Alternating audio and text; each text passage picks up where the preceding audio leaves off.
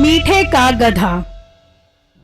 पुराने वक्तों की बात है, किसी गांव में मीठा नामी एक आदमी रहता था, जिसके पास एक गधा था जो हर वक्त घास ही खाता रहता था।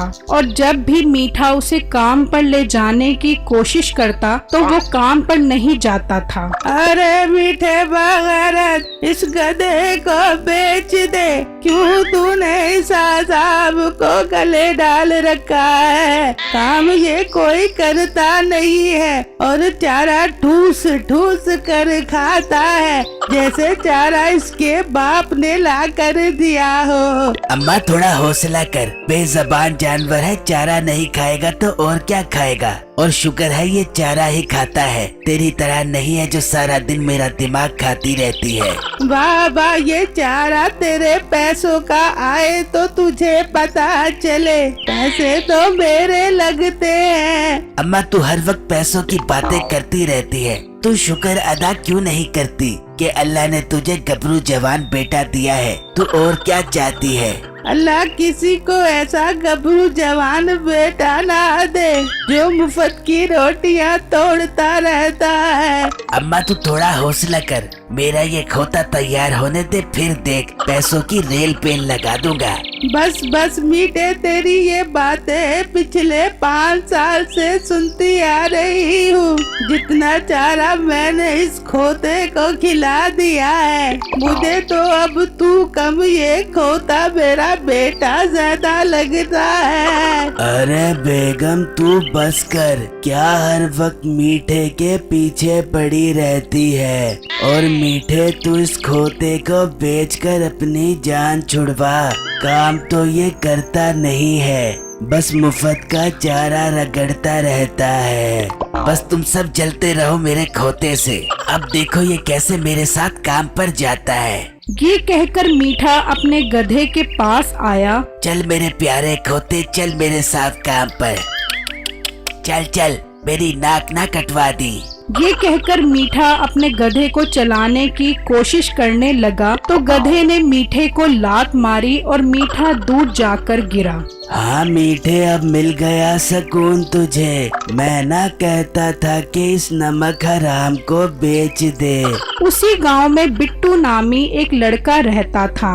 उसके पास भी मीठे की तरह एक गधा था, लेकिन वो बहुत काम करता था। अच्छा बेगम, मैं गधे पर सामान डालकर मंडी जा रहा हूँ। ठीक है आप जाएं, लेकिन थोड़ा अपने गधे का ख्याल भी कर लिया करें। इतना इस बेचारे पर बोझ मत डाला करें। अरे बेगम, मेरे पास एक गधा ही तो है जिस पर जितना मर्जी सामान डाल लो आराम से उठा लेता है और भागता भी 120 की स्पीड से है। हाँ बस नजर न लग जाए हमारे इस गधे को, आप इसकी नजर उतारते रहा करें। हाँ बेगम, मैं इसकी नजर उतारता रहता हूँ। अच्छा अब मुझे देर हो रही है, मैं अब जाता हूँ मंडी सामान लेकर। फिर बिट्टू अपने गधे के साथ मंडी की तरफ जा रहा था कि रास्ते में उसे मीठा मिल गया। अरे बिट्टू भाई कहाँ जा रहा है?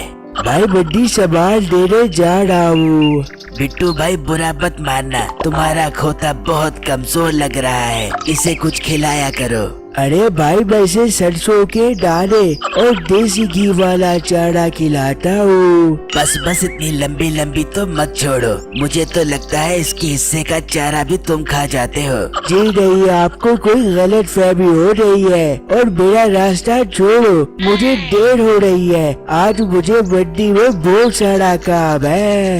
ये कहकर बिट्टू वहाँ से चला गया तो मीठा कहने लगा, अरे यार, इसका खोता तो बहुत काम करता है और ये तो इस खोते की वजह से अय्याशी वाली जिंदगी गुजार रहा है। और मेरा खोता तो लगता है किसी सुस्त खोते का बच्चा है, कोई काम नहीं करता। अब मुझे एक चाल चलना पड़ेगी क्योंकि मामला अब मेरी इज्जत पर आ गया है। अब मैं रात को इसके खोते के साथ अपना खोता तब्दील कर देता हूँ। वैसे भी हम दोनों के खोते मिलते जुलते हैं, किसी को पता भी नहीं चलेगा। फिर रात में मीठा चुपके से बिट्टू के घर गधा लेकर आया और अपना गधा वहाँ छोड़कर उसका गधा ले गया। अगले दिन मीठे ने उस गधे पर सामान रखा तो उसका बाप बोला, मीठे, फिर तेरा लात खाने को दिल कर रहा है। बस अब्बा आज से मेरा खोता सुधर गया है। अब मैं जैसा कहता हूँ वैसे ही करेगा। चल शाबाश मेरे खोते, चल शाबाश। ये कहा तो वो गधा चल पड़ा। ये देखकर मीठे के माँ बाप बहुत हैरान हुए। वहाँ दूसरी तरफ बिट्टू अपने गधे के पास खड़ा था तो एकदम उसने बिट्टू को लात मारी और बिट्टू दूर जाकर गिरा। यार मेरे इस गधे को क्या हो गया है? रात तक तो बिल्कुल ठीक था। मुझे लगता है इसे मीठे बगैरत की नजर लग गई है। मीठा सामान बेचकर घर आया तो उसका बाप बोला, वाह मीठे बेटा, तू तो कारीगर बन गया है। आखिर तू इस गधे को काम करवाने में कामयाब हो ही गया। बस अब्बा मैंने कभी गरूर नहीं किया। गधों को किस तरह चलाना है ये मेरे बाएं हाथ का काम है। फिर मीठे ने गधे के आगे चारा डाला तो वो चारा नहीं खा रहा था। ये देखकर मीठा सोचने लगा, अरे यार ये सारा दिन का भूखा है मगर चारा नहीं खा रहा। हाँ मुझे याद आया, ये तो सरसों के दाने और देसी घी वाला चारा खाता है। मगर मैं इसे इतनी महंगी खुराक नहीं खिलाऊंगा। सारे पैसे तो मेरे इसी में लग जाएंगे और मेरे अमीर होने का ख्वाब भी अधूरा रह जाएगा।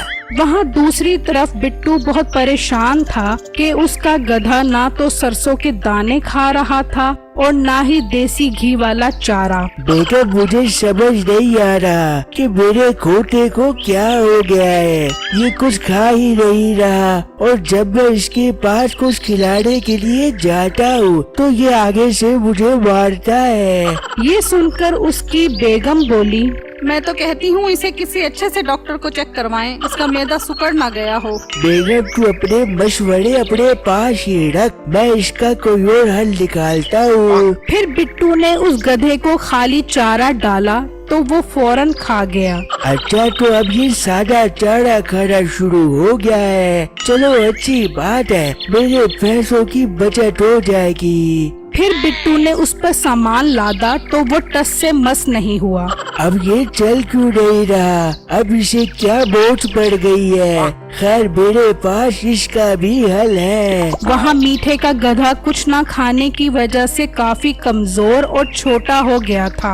अरे खोते के बच्चे, कुछ खा, तुझे मैं सरसों और देसी घी वाला चारा नहीं देने वाला। भूखा रहेगा तो मर जाएगा। क्यों मेरी नाक कटवाने पर तुला हुआ है? मीठे ने काफी कोशिश की लेकिन गधे ने कुछ नहीं खाया तो मीठा कहने लगा, ना खा मर जा मेरी तरफ से। वैसे भी मैं जो बिट्टू को खोता देकर आ गया हूँ उसने तो उसकी नाक में दम किया हुआ होगा। मैं बाहर जाके देखता हूँ कि मेरे खोते ने बिट्टू का क्या हाल किया हुआ है।